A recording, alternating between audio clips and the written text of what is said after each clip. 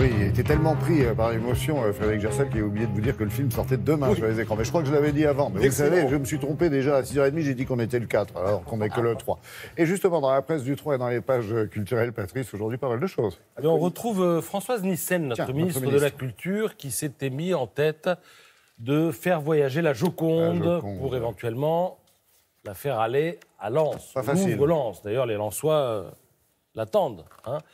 Le problème, c'est que ce matin, vous avez dans le Parisien la facture. Alors, si vous voulez déplacer la Joconde, ça va vous coûter. Bonjour. Assurance, 2 millions d'euros. Une vitrine de protection entre 2 et 3 millions d'euros. Il va falloir emballer l'œuvre. 3 millions d'euros, l'emballage. Il va falloir la transporter entre 1 et 2 millions, parce qu'il ne faut pas n'importe quel camion. C'est à ce tarif-là que l'assurance n'est que de 2 millions, voilà, bien sûr. Bien sûr. Voilà. Ensuite, il y a le Louvre qui dit « Oui, mais les gens ne viennent plus nous voir si on n'a pas la Joconde. » Donc, manque à gagner, perte de recettes, 13 millions. Et puis, il y a la boutique du Louvre. Les gens n'achètent plus les cartes postales de la Joconde s'il n'y a pas la Joconde dans le musée. Clair. Donc ça fait... Vous rajoutez 7 millions. Bref, facture totale entre 30 et 35 millions. Alors, quand on peut voit pas l'avoir en garde partagée. Oui, mais si vous payez quand même la moitié, vous pouvez tout avoir. Non, on sent bien que le Louvre a tout sauf envie de se séparer, le Louvre Paris, de sa Joconde pour la prêter aux Lensois, ce qu'on peut aussi comprendre. Alors après, quand on regarde la facture, je veux dire, on tombe du camion, là, parce que c'est des sommes ahurissantes. Je vous disais, la vitrine...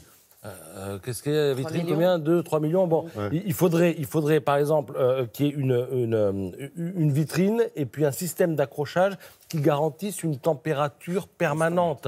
Oui, parce que la Joconde a été peinte sur du bois, donc il y a déjà une petite fissure. Si en plus ça s'abîme, voilà. Bon. L'emballage.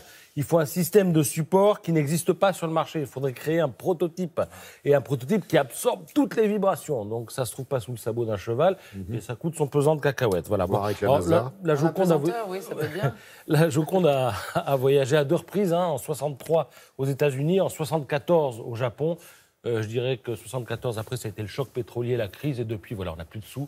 Donc je crois qu'on va garder la Joconde à Paris. Ce sont les Lensois qui prendront le train, quand les trains circuleront, pour venir la voir. Voilà. Dans le calcul, on ne compte pas ce que ça rapporte au Louvre-Lens, en revanche.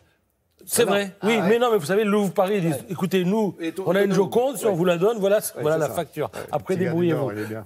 Bon, si on dépense 30 millions pour ça, j'allais dire, ça risque de faire du bruit. Ainsi donc. Alors, cela étant dit, le 19 mai, Françoise Nyssen donnera la liste de toutes ces œuvres qu'on trouve dans les grands musées parisiens et qui iront... qui s'aimeront un petit peu en province ou qui iront faire un tour en province. Alors, il n'y aura peut-être pas la Joconde, mais il y aura sans doute d'autres œuvres plus ou moins majeures. Dans le Figaro ce matin, découverte, je découvre l'existence. Alors vous savez que dans le foot, on parle à chaque fois du nouveau Pelé, du nouveau Zidane, du nouveau ceci, cela. J'avais jamais entendu parler du nouveau Mozart, parce qu'il faut quand même oser le nouveau Mozart. Et là, c'est écrit noir sur blanc dans le Figaro ce matin.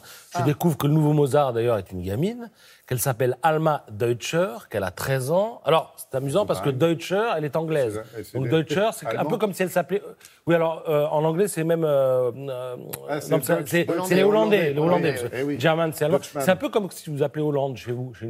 C'est curieux. Aurait-on idée de s'appeler Hollande? Bon, eh bien, cette jeune femme, donc, a 13 ans et elle a émerveillé tous les participants au festival d'Aix-en-Provence, tout récemment. C'est la première fois qu'elle venait en France. Et alors, ce qui est étonnant, c'est qu'effectivement, elle est subjugante de virtuosité, mais en plus, elle compose. Vous imaginez la gamine qui monte sur scène et dit « Je vais vous interpréter des œuvres que j'ai moi-même composées entre 6 et 9 ans. » Voilà, c'est exactement ce qui s'est passé à Aix-en-Provence, en province d'ailleurs. Et tout le monde a été subjugué. Voilà, je n'en dis pas plus, à découvrir dans le Figaro ce matin.